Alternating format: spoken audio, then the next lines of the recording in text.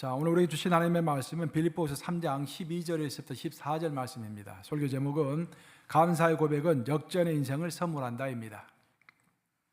자, 3절이니까 우리 합독하도록 하겠습니다. 시작. 내가 이미 얻었다 함도 아니요 온전히 이루었다 함도 아니라 오직 내가 그리스도 예수께 잡힌 바 된 그것을 잡으려고 달려가노라.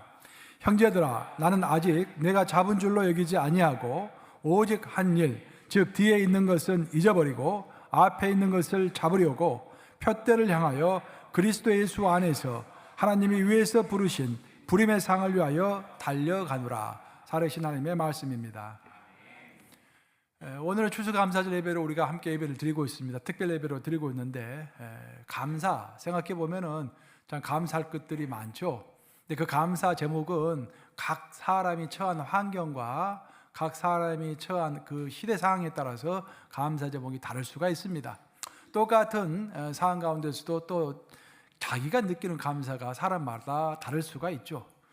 하지만 성경은 그 많고 많은 감사 중에서 절대로 빠질 수 없는 감사의 제1원인을 명확히 밝히고 있는데, 제1원이라는 것은 어떤 한 현상이 벌어지려면 많은 원인이 있을 거 아닙니까? 그 중에서도 이것이 가장 중요한 원인이다. 이것이 빠지면은 이 현상이 왜 생겼는지 우리가 설명할 수 없다라는 것을 제1원인이라고 하는 것이죠. 그럼 성경이 말하는 감사의 제1원인은 뭔가? 왜 우리가 감사하는가? 그래서 한마디로 요약하면은 하나님 때문에 감사하는 것입니다.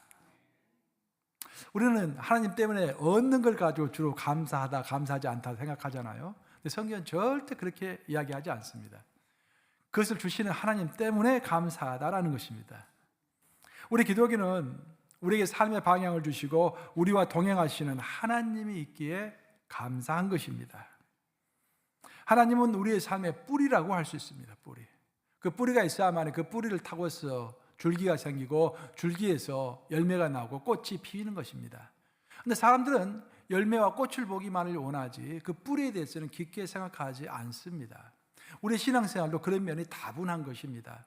우리에게 무엇이 주어졌다, 내 좋은 일이 생겼다라는 것은 감사하지만 왜 그것이 생겼는지, 생긴 그 뿌리 원인은 하나님 때문에 생긴 것이죠. 그래서 우리 기독인의 감사라는 것은 무엇을 얻었을 때만 감사하는 것이 아니라 기독인의 감사는 우리와 이미 함께 계시는 그 하나님의 존재, 그리고 그 하나님께서 나에게 구원을 허락하여 주셨고 나에게 영생을 허락하여 주셨기 때문에 그 어떤 상황 가운데서도 항상 감사하는 것이 기독인의 감사인 것입니다. 그 뿌리가 있기 때문에 우리가 감사한다, 그런 말이죠. 제가 한 번은 우리 차하고 같이 우리 앞들에다가 나무 2그루를 사다가 이제 심은 적이 있어요. 근데 나무를 심을 때는 좀 멀리 이렇게 띄어서 심어야 하는데 경험이 없어가지고 가까이 나무를 심었어요. 똑같은 나무 2그루를 심었는데 하나는 잘 자라는데 하나가 잘 자라지를 못하는 것입니다. 가만히 보니까 2개의 나무가 서로 기싸움을 하는 것 같아요. 우리의 삶도 그런 거 아니겠습니까? 바로 옆에 어떤 동료가 있으면 그 동료는 내가 의지할 대상인가 동시에 또 세상에서는 경쟁의 대상이잖아요. 그런 것처럼 그 나무도 2 나무가 경쟁을 하는 것처럼 보였어요. 시간이 한참 흐르고 몇 달이 흐르고 나니까 옆에 한 나무는 크게 자랐는데 한 나무는 그냥 죽어버렸어요. 저는 집 앞을 왔다 갔다 집 들어갔다 나갔다 할 때마다 그 나무가 꼭 눈에 띄는 것입니다. 안타까운 마음이 들었습니다. 그래서 죽어버린 나무에게 가까이 가서 자세히 하면 살펴보았어요. 놀랍게도 그 나무가 완전히 죽은 건 아니에요. 어느 정도 줄기는 살아있고 보니까 그 뿌리가 튼튼하게 살아있는 것이 위에서 볼 수가 있었습니다. 마치 모든 것을 다 잃어버렸지만 뿌리라도 보존하고 웅크리고 있다가 언젠가 내가 다시 한번 재기하리라 라는 그런 자세로 웅크리고 있는 그 모습처럼 제게 보여주었던 것입니다. 그 나무는 겉으로 드러나는 아름다운 꽃과 열매는 다 잃어버렸습니다. 하지만 그 뿌리가 있음으로 인해서 그 뿌리를 꼭 간직하고 그것만큼은 다 빼앗겨도 그것만큼은 간직하고 있으므로 놀랍게도 한 1년 후에 다시 나무가 자라나는 것을 발견하게 됐던 것입니다. 사랑하는 여러분, 우리 인생도 바로 이런 것이라고 할 수 있겠습니다. 우리가 이 세상에서 때로는 실패하여서 인생의 바닥을 칠 때가 있습니다. 하지만 우리의 뿌리 대신에 하나님만 내 안에 있다고 한다면, 그 뿌리가 내 인생에 있다고 한다면, 내 뿌리가 내 신앙에 있다고 한다면, 비록 지금은 내가 넘어졌을지라도 그 뿌리 때문에 다시 일어설 수 있는 것입니다. 그래서 우리는 인생의 뿌리가 되시는 하나님이 나와 함께하는 한, 그 뿌리가 나에게 있는 한, 우리는 도전 가운데서도 항상 감사할 수 있을 줄로 믿습니다. 아멘 하십니까 여러분? 여러분 지금 도전 가운데 있다 할지라도 여러분 도전 가운데 있을 때 내가 왜 이렇게 실패했나, 내가 왜 어떻게 하면 일어서나, 그런 걱정을 하기 전에 나에게 하나님이 계시는가, 그 뿌리 되시는 하나님이 내 안에 계시는가, 그것만 확인하면 되는 것입니다. 그러면 그것이 확인이 되면은 나머지 일은 하나님이 아시는 것입니다. 그것이 신앙인 거예요. 제가 미국에 처음 왔을 때 아주 신기하게 생각되는 것이 하나 있었는데, 그것이 바로 물건이 잘못된 것을 우리가 구입해가지고 가져가면은 리펀드를 해주는 거 있지 않습니까? 리펀드 제도가 너무 신기하게 생각이 되었어요. 제가 이제 미국에 처음 왔을 때는 이제 주재원 비슷하게 와서 이렇게 미국 정부에 와서 미국 상무성에서 일을 했었는데, 경제분석국에서 이제 한국에서 교환으로 와서 여기서 일을 했었는데, 그때 보니까 이제 그 리펀드 제도라는 것이 너무 신기해가지고 지금도 기억나는 게, 이제 한국 돌아갔더니 회사에서 미국에서 있었던 이야기를 좀 써달라고 이제 사보지에다가, 그래서 내가 미국 가면 리펀드 제도라는 것이 있다. 너무 좋은 제도다. 그렇게 소개했던 것도 생각이 납니다. 내가 미국에 와가지고 이제 우유가 먹고 싶었어요. 난 우유를 좋아해서 우유를 먹고 싶었는데, 이제 한국에서는 우유 하면은 그 당시에는 서울 우유하고 남양 우유 뭐 두 가지 정도 있고, 또 내가 이제 미국에 오기 전 바로 직전에 파스텔 우유라는 것이 좀 고급 우유가 좀 생겨서 그 정도 한 3가지, 30가지 정도밖에 없었어요, 우유가. 그래서 나는 이제 슈퍼에 갔는데 누가 BJ를 가라고 그러더라. BJ 홀세일 마트를 가라고 그래서 BJ 가서 봤더니 우유가 막 1.5리터짜리 우유가 막 이렇게 큰 우유들이 막 있는데 종류가 너무도 많은 거예요. 이 많은 우유 중에서 내가 어떤 걸 선택해야 하나, 이거 혼동스럽더라고요. 그래서 이제 2가지 기준을 정했습니다. 첫째, 제일 조그만 거. 그러니까 한국에서는 우유가 팩으로 나오잖아요. 그 조그만 팩으로 나오는 우유는 한국에서 한 3모금 내지 4모금 마시면 우유가 다 없어집니다. 근데 여기는 우유가 이렇게 크니까 혼자서 다 먹을 수가 없잖아요. 혼자 왔는데 미국에. 그래서 일단 제일 작은 것을 선택한 다음에 그 중에서 약간 비싼 걸로, 또 먹는 것은 또 잘 먹어야 하니까 너무 싼 거 먹으면 문제 생길 수 있으니까 약간 비싼 것으로 해서 고르다 보니까 어느 우유 하나가 눈에 탁 튀는 거예요. 그 위에다가 홀 밀크라고 딱 써져 있는 것입니다. 야, 홀 밀크니까 영양분이 골고루 다 들어있는 우유인가 보다, 이게 진짜 좋은 우유인가 보다 라고 생각돼가지고 그 홀 밀크를 사가지고 집으로 갖고 온 거예요. 그래서 집에서 이제 쿠키랑 같이 이제 먹기 위해서 쿠키 먹고 우유로 가득 따라가지고 딱 마셨는데 맛이 좀 이상한 겁니다. 한국에서 먹던 맛이 아니에요. 괜찮겠지 하고 2-3모금 더 마셨는데 도저히 마실 수가 없습니다. 너무 진해가지고 이게 도대체 어떻게 된 건가 라고 설명서를 읽어봤더니 이 우유는 주로 커피를 마실 때 타먹는 우유라고 그렇게 적혀져 있는 거예요. 저는 이제 태어나서 우리 어머님이 너는 앞으로 콜라와 커피는 마시지 마라 라고 하셨기 때문에 콜라와 커피를 평생 마시지 않았어요. 내가 결혼할 때까지도. 그 콜라는 지금까지 안 마십니다. 근데 커피는 뉴욕 감리가 온 다음부터 마시기 시작했어요. 성도들이 다 커피를 마시니까 하나님께 기도했습니다. 하나님, 성도들이 토요일 새벽 기도 끝나면 다 커피를 마시는데 어떻게 합니까? 그래, 이제 지금부터 마셔라. 지금 커피는 마셔요. 근데 콜라는 지금까지 마시지 않고 있습니다. 하여튼간에 그렇게 해가지고 이제 우유가 잘못 샀구나 해가지고 우유를 새롭게 사야겠다라고 다시 BJ를 갔어요.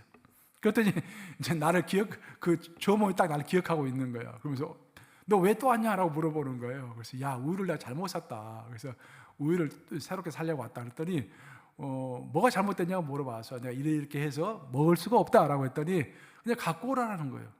갖고 오면 자기가 리펀드 해주겠다고 그러는 거예요. 그래서 리펀드가 뭐냐? 난 이미 그 우유를 마셨는데 그랬더니 리펀드 다시 돈을 반환해 주는 거라고 합니다. 야, 내가 그때 그 이야기를 듣고서 미국이 천국이구나. 한국에서는 어른도 없잖아요. 근데 미국에서는 먹은 것도 이게 잘못됐다고 생각하면은 바꿔주는 이런 나라구나라고 생각했던 기억이 생생합니다. 사랑하는 여러분, 우리 하나님도 우리의 인생을 리펀드 해주시는 그런 하나님이십니다. 죄와 실수와 실패 때문에 우리 인생은 무너집니다. 하지만 그 무너진 인생을 다시 받아주시고 새 인생으로, 새 시간으로, 새 역사로 다시 우리에게 리펀드 해주시는 것입니다. 새 인생을 살아갈 수 있도록 다시 한번 기회를 주시는 우리 하나님께 항상 감사해야 할 줄로 믿습니다. 여러분 올해도 몇 번 무너졌습니까? 여러분 내가 올해는 말 조심해야지, 올해는 좀 행동 조심해야지, 올해는 정말로 선한 일만 해야지 하고 연초에 결단을 했지만 얼마나 많이 또 무너졌습니까? 우리가 또 실질적으로 비즈니스를 하든 가정경제를 꾸리든 자녀 문제가 되었든 또 우리가 얼마나 많이 넘어졌습니까? 인간관계도 마찬가지죠. 하지만 그럼에도 불구하고 우리가 하나님 앞에서 회개할 때 만약 우리가 우리 죄를 자백하면 저를 미쁘시고 의로우사 모든 죄를 사하실 것이다라는 그 말씀 때문에 요한일서 1.9장 말씀으로 우리를 용서하시는 그 하나님, 다시 한번 우리 인생을 리펀드 해 주셔가지고 새롭게 출발해 주시도록 항상 인도하시는 그 하나님, 그 하나님께 감사해야 할 줄로 믿습니다. 제가 청년 시절 때 조지 W 부시의 이 글을 읽고서, 그 자선에 관한 글을 읽고서 큰 감명을 받은 적이 있습니다. 제가 돌아서 생각해 보면은 여러분들이 뭐 미국 대통령들, 뭐 한국 대통령들 막 비판하고 쉽게 이야기하는데요. 대통령까지 되시면은요, 뭔가 한 방이 있기 때문에 다 대통령이 된 거예요. 자, 지난주에는 아이젠하워 대통령에 대해서 이야기했잖아요. 제가 젊었을 때 대학교 4학년 때 타임지, 그때는 이제 내가 대학교 다닐 때는 시험하려면 영어를 잘해야 하잖아요. 그래서 전부 막 타임지 읽고 막 그랬었는데 타임지 커버 스토리에 닉슨 대통령이 나왔어요. 닉슨 대통령 하면 워터게이트 사건 때문에 아주 나쁜 사람 이렇게 인식을 갖고 있었는데 그분이 자서전을 쓴 겁니다. 늙음하고 나이에. 그 자서전을 써가지고 이제 타임지가 커버 스토리로 해가지고 내용을 적었는데 한번 쭉 읽어보니까 큰 감명을 받았어요. 그때 닉슨이 했던 말 중에 이런 말이 있어요. Failure is never fatal unless you give up. 너가 포기만 하지 않는다고 한다면 실패라는 것은 결코 fatal, 결코 치명적일 수가 없다는 것입니다. 그 말이 얼마나 내 가슴 깊이 박혔는지, 그것을 내가 이제 도서관에서 대학교 4학년 때 도서관에서 공부했는데 그 도서관에다가 내 자리 앞에다가 딱 붙였어요. 써가지고 영어로 써가지고 지금까지 평생 기억이 되는 거예요. 내가 포기만 하지 않으면은 내 실패는 결코 치명적인 것이 아니다. 특히 하나님이 함께 하시니까. 그렇지 않습니까? 근데 또 한 명 나에게 큰 인상을 줬던 인물이 조지 W 부시 대통령이에요. 조지 W 부시 대통령, 여러분들 알다시피 그 가정 배경이 아주 좋습니다. 그 아버지가 더 똑똑하고 아버지가 더 대통령까지 했죠. 근데 그 아들은 아버지하고 좀 많이 달라요. 그 지나온 족적은 또 비슷한데, 학교도 비슷하고 뭐 했던 거 다 비슷한데 그 삶의 방향은 굉장히 달랐습니다. 그 아들 조지 W 부시의 가장 치명적인 문제가 하나 있었는데 그것은 그가 알코올 중독자였다라는 것입니다. 주벽이 굉장히 심했다고 합니다. 그 30대에 조지 W 부시의 인생은 완전히 술로 찌들어져 있었습니다. 그 10년의 세월이 술로 완전히 찌들어져 있었던 것입니다. 그래서 부시의 가장 친한 친구가 이렇게 증언을 했습니다. 그는 절제할 줄을 몰랐다. 한 번 시작하면 끝이 보이지 않았다. 한 번 마시기 시작하면 끝장을 본다는 거예요. 도무지 자제력이라고는 없었다. 술집에서 벌거벗고 춤을 추었고 길거리에서 코카인을 먹었다. 그게 30대 때 조지 W 부시였습니다. 근데 그 조지 W 부시가 새롭게 태어날 계기가 있었는데 그게 그가 40세 생일을 맞이하는 날, 1986년 40세 생일을 맞이하고 그는 새롭게 결단합니다. 그 새롭게 결단하기 바로 전에 무슨 일이 있었냐면은 부시 가문과 친한 목회자가 하나 있었는데 그가 바로 우리가 잘 아는 빌리 그레이엄 목사님입니다. 그 빌리 그레이엄 목사님이 조지 W 부시의 집을 방문했다가 그 조지 W 부시 조지 부시 주니어를 만나가지고 개인 상담을 합니다. 알코올 중독자가 된 그를 상담하고 그가 목사님과 함께 기도하면서 마음의 결단을 하는 거예요.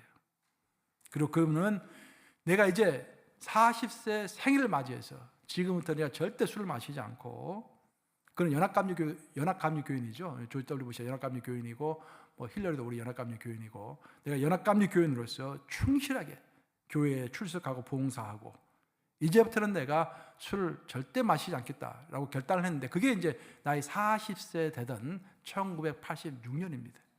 근데 그 86년부터 지금까지, 지금 거의 80세 가까이 됐는데 지금까지 술을 단 한 방울도 마시지 않았다고 그래요. 이러니까 대통령까지 할 수 있는 거예요. 여러분, 알코올 중독자가 자기가 결심한다고 해가지고 술 안 마실 수 있습니까? 도박 중독자가, 마약 중독자가 결심한다 해서 되는 게 아닙니다. 저도 해보지 않아서 잘 모르겠지만 잘 안 된다고 그래요. 근데 주의 은혜 안에서 나이 40이 되어가지고 새로운 결단을 한 것입니다. 그가 하나님을 만났을 때 제2의 인생을 시작했는데 그 바로 전에 아주 인생이 힘들었다고 합니다. 그가 이제 원래 석유 개발 회사에서 일을 했잖아요. 석유 개발 회사를 이제 운영하고 있었는데 한때는 이 석유값이 배럴당이 37달러까지 올랐다가 나중에 9달러까지 막 떨어지고 그랬대요. 그래서 이제 파산 직전에 몰렸고 모든 것을 빼앗길 수밖에 없는 그런 절망적인 상황 가운데 있었다라는 것입니다. 그 절망적인 시기에 목사님을 만났고 그는 하나님을 다시 만난 것입니다.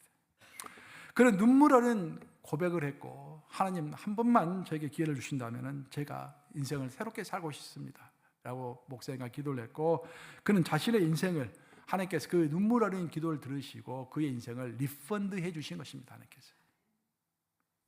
그리고 그는 새롭게 일어섰고 하나님 앞에 이렇게 맹세했다고 해요.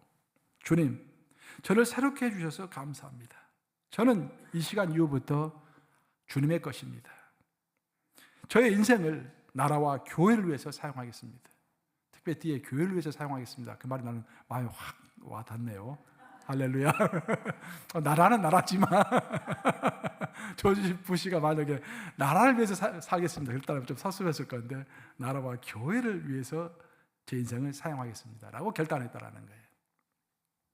그 다짐을 그는 항상 기억하며 주 앞에서 그 다짐을 지키려고 노력하며 알코올 중독자 부시는 결국 텍사스 주지사가 되고 나중에 미국의 43대 대통령이 돼가지고 재선까지 했죠.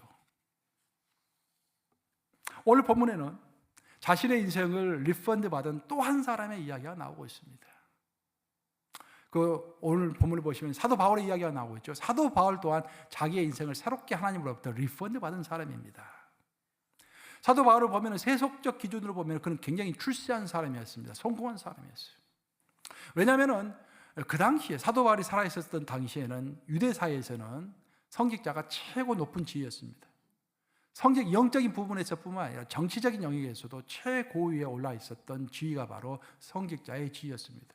그 성직자 지위 중에서도 사내들인 멤버, 공회 멤버는 최고의 지위를 차지하고 있었는데 사도 바울이 그 공회 멤버였지 않습니까? 세속적인 기준으로 해서는 그는 굉장히 성공한 사람이었습니다. 하지만 영적인 기준으로 봐서는 그는 굉장히 위험한 사람이었습니다. 왜냐하면 진리를 제대로 모르는 상태에서 크리스찬들을 핍박했기 때문에 그의 죄가는 하나님의 심판 앞에 서면 큰 심판을 받을 수밖에 없는 위험한 사람이었던 것입니다. 하지만 하나님은 그를 놔두지 않으시고 하나님의 절대적인 은혜 가운데서 그가 그리스도인들을 핍박하기 위해서 시리아 땅으로 가는 그 과정 가운데서 다메섹 도상이라는 것은 길 위라는 것이죠. 그 시리아의 수도인 다메섹으로 가는 그 길 도중에서 부활하신 예수님을 만난 것입니다. 부활하신 예수님이 그를 다시 한번 구원해 주시죠. 예수님이 사도 바울에게 너가 다시 한번 새로운 인생을 살아라. 내가 너에게 너의 시간과 너의 인생을 다시 한번 새롭게 리펀드 해줄 테니 이제는 새로운 인생을 살아라 라고 하시면서 그의 인생은 새 출발이 된 것입니다. 마치 조지 W 부시가 나이 40에 새로운 인생을 출발했듯이 바울은 계산을 해보면 그때가 나이가 대략 26세에서 28세 정도예요. 다메섹 도상에서 예수님을 만났을 때가 그때 사도 바울은 또 거의 한 30세 되어가지고 새로운 인생을 각오하고 시작하게 되었던 것입니다. 예수님으로부터 인생을 리펀드 받은 사도 바울은 마치 조지 W 부시처럼 두 가지를 하나님 앞에서 맹세하게 됩니다. 그게 이제 오늘 본문의 내용이에요. 그래서 오늘 본문 내용을 잘 보면은 사도 바울이 추구하는 신앙이라는 것이 무엇인지가 아주 명확하게 드러납니다. 그리고 사도 바울은 너희는 나를 따르라 라고 했기 때문에 우리는 사도 바울을 따르면 되는 거예요. 그래서 오늘 본문을 이해하는 것은 굉장히 중요할 줄로 믿습니다. 사도 바울의 신앙을 한마디로 하면은 사도 바울은 종말론적인 신앙을 가진 사람입니다. 종말론적인 신앙이 무엇이냐? 종말론이라는 것은 항상 마지막을 바라본다라는 것입니다. 그 인생의 마지막은 뭡니까, 여러분? 여러분, 인생의 마지막은 죽으면 끝나는 것입니까? No. 죽으면 하나님 심판대 앞에 서는 것이죠. 그 심판대를 통과해서 우리가 천국에 가서 영원한 세월을 누리는 것이죠. 그래서 항상 그 마지막 하나님의 심판대를 생각하며 또 천국을 생각하며 살아가는 그 삶, 그것이 바로 종말론적인 삶이라고 하는 거예요. 그 종말론적인 삶의 가장 대표적인 케이스가 사도 바울이다, 그런 말입니다. 오늘 본문에 보시면은 사도 바울은 예수님께서 그의 인생을 리펀드 해주셨을 때 두 가지를 결단했다고 하는데, 하나는 과거와 관련된 것이고 하나는 미래와 관련된 것입니다. 먼저 첫 번째 결단, 과거와 관련된 것 한번 같이 읽어보겠습니다. 오늘 본문 빌립보서 3장 13절 말씀입니다. 같이 읽겠습니다. 시작. 형제들아, 나는 아직 내가 잡은 줄로 여기지 아니하고 오직 한 일, 즉 뒤에 있는 것은 잊어버리고 앞에 있는 것을 잡으려고 라고 되어 있습니다. 예수님으로부터 인생을 리펀드 받은 바울이 맨 먼저 결단했던 것은 뒤에 있는 것을 잊어버리겠다, 즉 과거를 잊어버리겠다라고 결단했다는 것입니다. 근데 여기서 여러분 이 말을 잘 이해하셔야 돼요. 오해하시면 안 돼요. 여기서 잊어버린다라는 것은 망각한다, 그 뜻이 아니에요. 성경을 읽으면 하나님께서 항상 remember, 기억하라라고 하지 않습니까? 모세 5경의 결론은 신명기인데 그 신명기의 가장 중요한 단어가 뭡니까? remember. 과거를 잊지 말라라는 것입니다. 과거는 잊으면 안 돼요. 그럼 여기서 사도 바울이 나는 뒤에 있는 것을 잊어버리노라, 이게 무슨 뜻인가?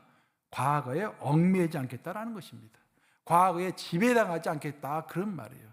과거를 잊어버리면 안 되죠.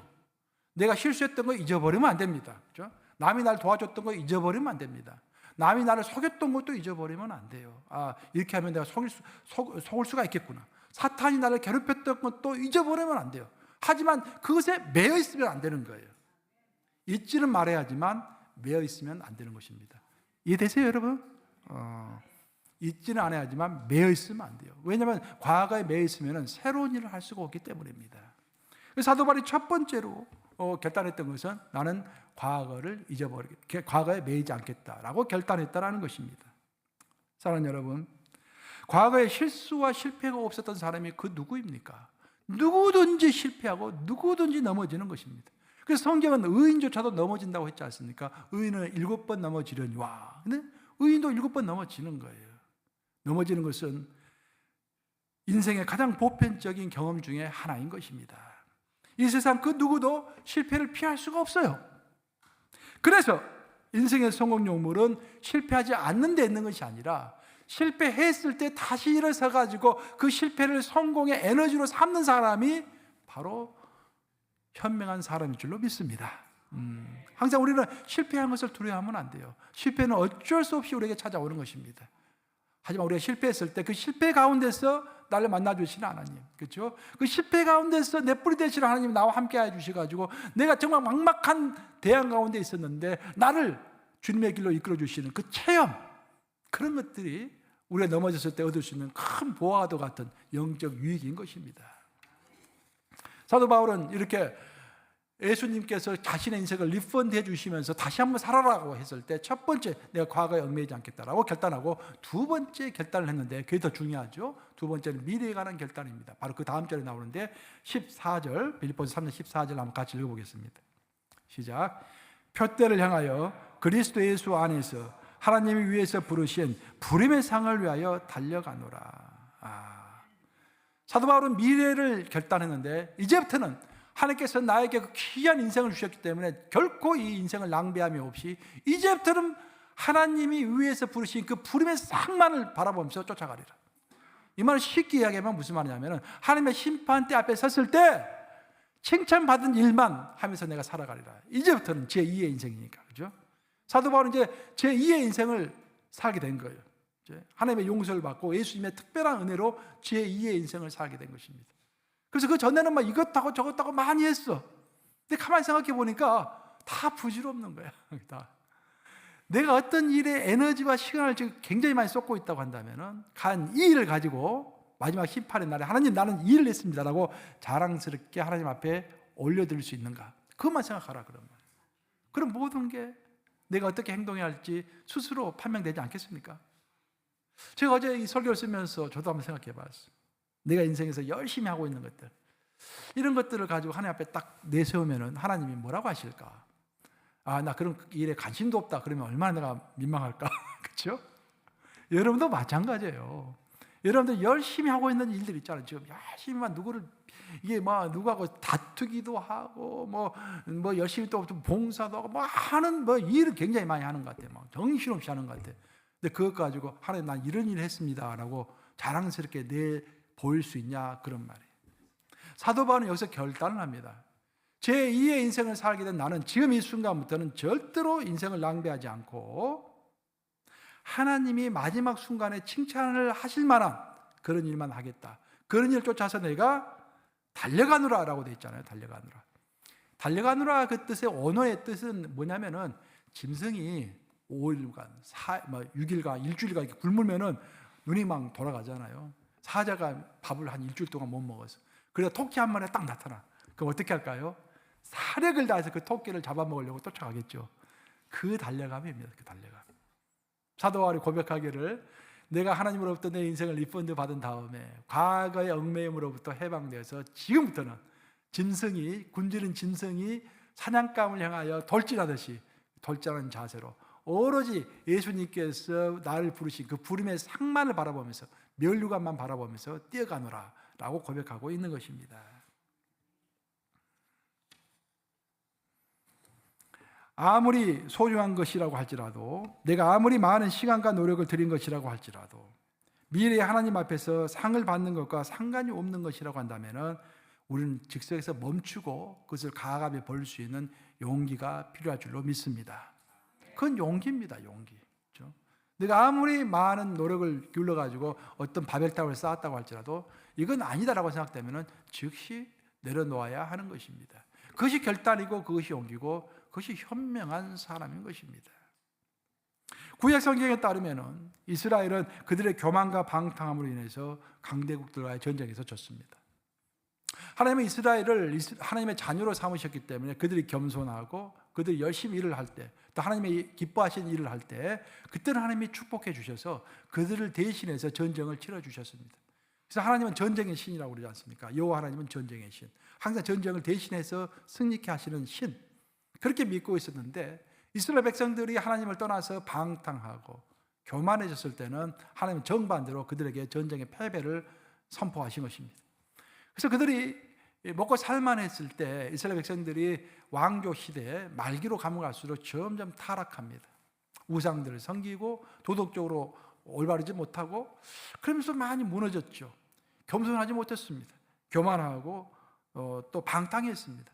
그래서 하나님은 하나님의 막대기로서 아시리아와 바벨론을 사용해서 그들을 포로로 끌고 갔죠. 그래서 그들은 결국 아시리아로 끌려가고 바벨론으로 끌려가고 그러면서 포로가 되는 정말 처량한 신세가 되었습니다. 포로로 끌려가서 그들은 그야말로 생존 자체를 걱정해야 하는 인생의 최고 밑바닥까지 내려간 것입니다. 하지만 그들은 놀랍게도 그 인생 밑바닥에서 누구를 찾았냐면은 바로 뿌리 되시는 하나님을 찾은 것입니다. 그러면 그들이 바벨론으로 포로로 끌려가기를 참 잘한 것입니다. 바벨론으로 끌려가지 못했다고 한다면 계속 하나님과 긴밀히 동행하지 못했겠죠. 하지만 그들이 바벨론 강가에 가가지고 보니엠이라는 가수 아시죠? 그 그룹 가수 아시죠? 그 그룹 사운드 보니엠이 그 노래 부르잖아요. 우리가 그 바벨론 강가 옆에서 내가 노래 부르고 싶지 않은데 막 노래 부르라고 해가지고 강제로 눈물을 흘리면서 노래 불렀다. 그게 보니엠의 노래 아닙니까? 그 노래에 나온 것처럼 그들이 바벨론 강가에서 크게 고통을 당하고 그 가운데서도 자기의 뿌리가 되시는 하나님께 돌아와서 하나님께 간절히 기도했더니 하나님이 다시 한번 그들의 인생을 또 그들의 역사를 리펀드 해 주시죠. 그래서 우리가 눈물로 되는 것입니다. 여러분 결국 신앙은 머리로도 되지만 눈물로 되는 거예요. 신앙은 결국 하나님 앞에서 주님 내가 정말 잘못했습니다. 눈물로 회개했을 때 하나님께서 들으시고 그들을 다시 자기의 고국 땅인 이스라엘 땅으로 돌려보내시죠. 고국 땅으로 온 그들이 제일 먼저 했던 것은 무너진 하나님의 성전을 짓는 것이었습니다. 제2성전을 지었던 것이죠. 제1성전이 BC 586년에 무너져 버렸고 그 무너진 성전을 다시 자들이 건축한 것입니다. 그래서 그 제2성전이 완성됐을 때 그 기막힌 감정을 가지고 정말 정말로 감사한 마음을 가지고 하나님 앞에서 성전을 봉헌하면서 찬양을 했는데 그 찬양이 그 유명한 시편 100편인 것입니다. 외우기도 쉽죠. 외우기도. 시편 100편은 굉장히 감동적인 시예요. 그러니까 정말 자기가 포로 생활하면서 죽을 줄 알았는데 하나님이 구원해 주셔가지고 자유인이 돼가지고 고국 땅으로 돌아오게 하셨을 뿐만 아니라 가진 자원도 별로 없었는데 그걸 가지고 하나님께 드릴 성전을 다시 한번 지은 기적적인 역사. 오늘 김대현 간사 아주 인상 깊게 미러클이라는 말을 썼는데 너에게 미러클이 많이 일어날 것이다 라는 그런 말을 했는데 진짜 그 미러클 같은 기적 같은 일이 그들에게 벌어진 것입니다. 그때 그들이 크게 감동해서 하나님께 마음껏 감사하고 찬양한 내용이 시편 100편이에요. 자, 시편 100편 1절에서부터 3절까지 한번 같이 읽어보겠습니다. 시작. 온 땅이여 여호와께 즐거운 찬송을 부를지어다. 기쁨으로 여호와를 섬기며 노래하면서 그의 앞에 나아갈지어다. 여호와가 우리 하나님이신 줄 너희는 알지어다. 그는 우리를 지으시니요 우리는 그의 것이니 그의 백성이요 그의 기르시는 양이로다. 자, 이 본문을 여러분들 잘 이해하셔야 돼요. 이들이 너무너무 감격하고 너무너무 감사하는 그런 상황이에요 지금. 그리고 굉장히 감동적인 상황입니다. 왜냐하면 성전을 하나님 앞에 지금 봉헌하고 있으니까.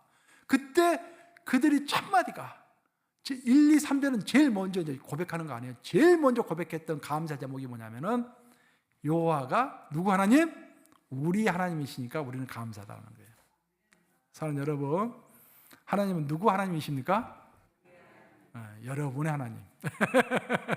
우리 하나님도 중요하지만 나의 하나님, 나의 하나님. 그것이 감사하다는 거예요. 하나님은 나의 하나님 되시고 나를 하나님의 자녀 삼으시고 그의 기르시는 양이 될 수 있도록 해주신 것, 그것이 제일 감사하다는 것입니다. 이런 감사가 여러분의 있기를 주님의 이름으로 축원합니다. 그들은 한때 노예가 되었고 생존 자체를 위협당하는 인생의 최고 밑바닥까지 다 내려가 봤던 사람들입니다. 그렇기 때문에 다시 한번 찾아온 인생, 다시 한번 드릴 수 있는 헌신의 기회가 다시 한번 찾아온 거예요. 여러분, 헌신할 수 있는 기회가 항상 오는 건 아닙니다. 저도 이렇게 돌아서 생각해 보면은 참 젊었을 때는 훨씬 더 그 헌신의 열정이 있었던 것 같아요. 막 불불 끓었던 것 같아요. 그래서 미국 처음에 왔을 때도 이제 유학 올 때, 처음이 아니라 유학을 올 때, 그때 이제 나를 어떤 학생이 픽업하려고 공항까지 나왔는데 처음 보는 학생이죠. 나 이제 픽업하러 왔죠. 이제 그 학생한테 내가 이제 저녁 밥을 이제 먹을 데가 없으니까 그 집에서 저녁까지 준비해 놨더라고요. 저녁밥 먹고 자, 우리 성경 공부하면 어떨까요? 그래서 그 첫날부터 유학 온 첫날부터 내가 성경 공부를 시작했어요. 아주 열정. 어디 가든지 하나님의 제자를 만들어내리라. 그 열정, 그렇죠? 지금 조금 덜한 것 같기도 한데 그 열정을 회복해야겠어요. 지금 정말로. 이스라엘 백성들이 그렇게 생각한 것입니다. 그들이 바빌론 강가에서 포로로 있을 때는 정말 하나님을 섬기고 싶어도 섬길 수가 없었어요. 그런데 이제 하나님께서 다시 한번 하나님을 섬길 수 있는 기회를 주신 거예요. 그래서 이 기회는 절대로 내가 놓치지 않겠다라는 그 마음으로 헌신할 수 있는 또 다른 기회가 생김으로 인해서 그들은 크게 기뻐하며 감사하고 있는 것입니다. 이제 말씀을 마무리합니다. 성경 우리에게 항상 감사라고 명령하죠. 범사에 감사하라. 그 말이 항상 감사라는 말과 똑같죠. 우리가 어떻게 하면 항상 범사에 감사할 수 있을까요? 어떻게 하면 우리가 범사에 감사할 수 있을까? 저는 그렇게 생각합니다. 우리 마음속에 감사를 측정하는 저울 같은 것이 있을 거예요. 우리 마음속에 감사를 저울질하는 것입니다. 우리가. 근데 저울이라는 것은 항상 0으로 딱 기준점이 맞춰져 있어야겠죠. 그래야 어떤 물건이 올려지면은 이게 몇 그램인지 정확하게 측정이 될 수 있을 거 아니겠습니까? 저울은 항상 제로 상태로 맞춰져 있어야 합니다. 근데 우리의 감사를 보면은요, 이 오래 생활하면서, 이 땅에서 오래 생활하면서 기도의 감사의 저울이 0에 맞춰져 있는 것이 아니라 어떤 사람 30에 맞춰져 있고 어떤 사람 60에 맞춰져 있고 어떤 사람 이미 90에 맞춰져 있어요. 그 애진간에서는 감사가 안 되는 것입니다. 그 저울이 0의 상태에 오기 때문에. 우리의 마음을 미국에 우리가 처음 이민 왔을 때 가졌던 그 가난했던 마음, 그 제로 상태로 내려놓고 우리가 인생을 산다면은 우리가 감사와 행복은 항상 우리 곁에 있을 것입니다. 여러분 기억해 보세요. 제가 관찰한 바에 따르면은 영어를 잘하지 못하는 외국인이 미국에 와서 살아갈 때 생존을 위해서 가장 많이 하는 단어가, 가장 말 많이 하는 단어가 땡큐라는 단어, 땡큐. 처음 와서 영어도 잘 못하고 그러니까 상대방이 막 뭐라면 이해도 잘 안 되고 그런 상태 그냥 땡큐 하면서 그냥 적당히 지나가잖아요. 그럼 땡큐 하면은 옆에 있는 사람이 좀 화가 났다가도 땡큐 하는 사람한테 뭐라 할 수 있겠어요? 그래서 넘어가고. 그래서 여러분들 이미 처음 왔을 때는 땡큐 땡큐 땡큐 하면서 살았잖아요. 그러다가 10년, 한 15년 지나면서 먹고 살만해지니까 이제는 땡큐 대신에 땡큐라는 말 거의 안 해요. 그 대신에 항상 비난하는 말, 불평하는 말, 내 너를 수해버리겠어, 고소하겠어, 그런 말이죠. 여러분 땡큐라는 말을 지난 일주일 동안 몇 번이나 했습니까? 저도 미국 처음 이민 왔을 때, 유학 왔을 때 땡큐라는 말을 굉장히 많이 했던 것 같아요. 감사는 미약했던 출발, 그것을 기억하며 제로의 심정, 영의 심정이 되었을 때 자연스럽게 주어지는 것이 바로 감사인 것입니다. 추수감사절을 맞아서 우리를 자녀 삼으시고 구원을 주셨으며 죄와 실패로 무너진 인생을 리펀드해 주심으로 역전의 인생을 선물해 주시는 우리 하나님을 기억하며 감사 또 감사하시는 저와 여러분들 되시기를 우리 주님의 이름으로 축원합니다. 기도하셨습니다.